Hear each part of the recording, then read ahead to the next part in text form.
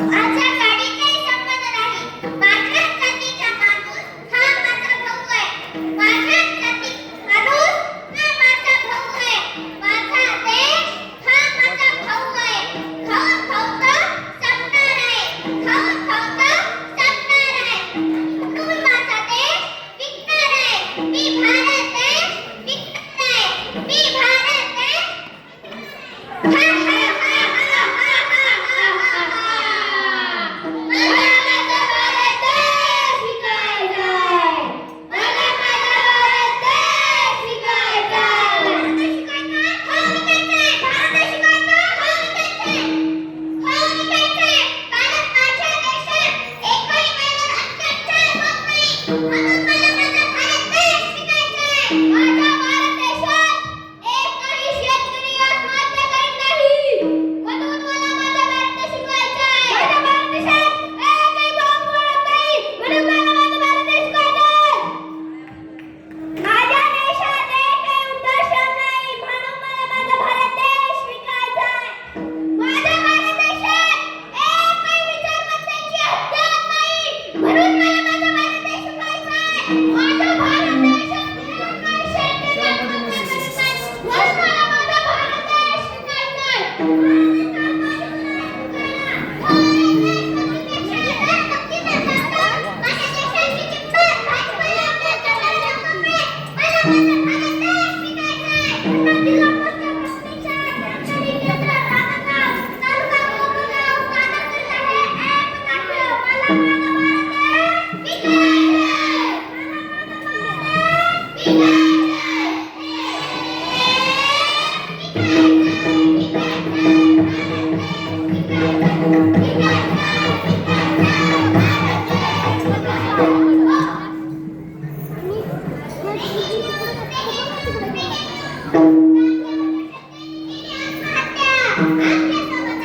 काळजी करू नका.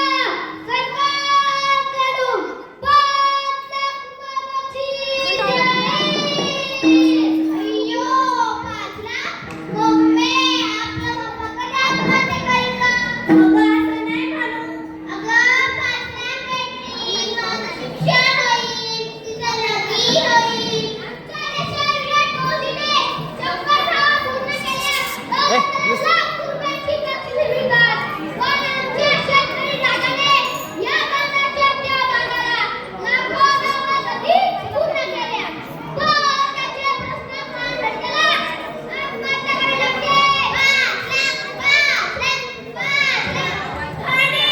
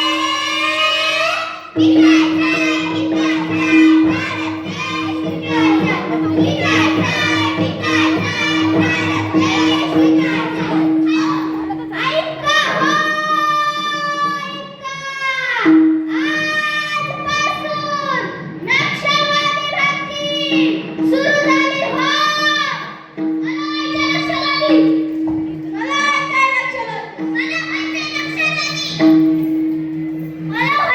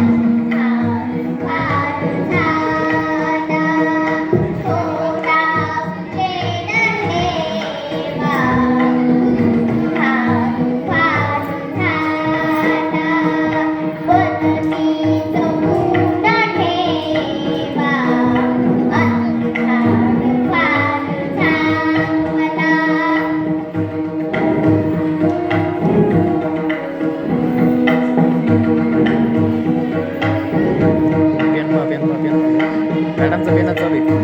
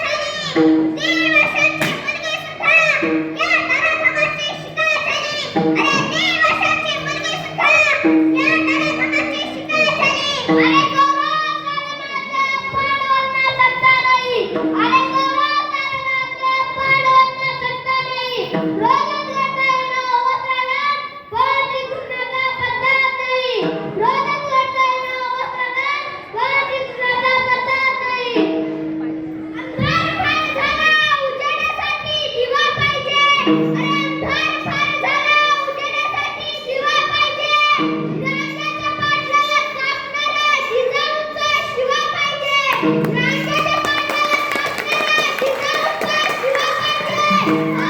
जिजाऊचा शिवा पाहिजे.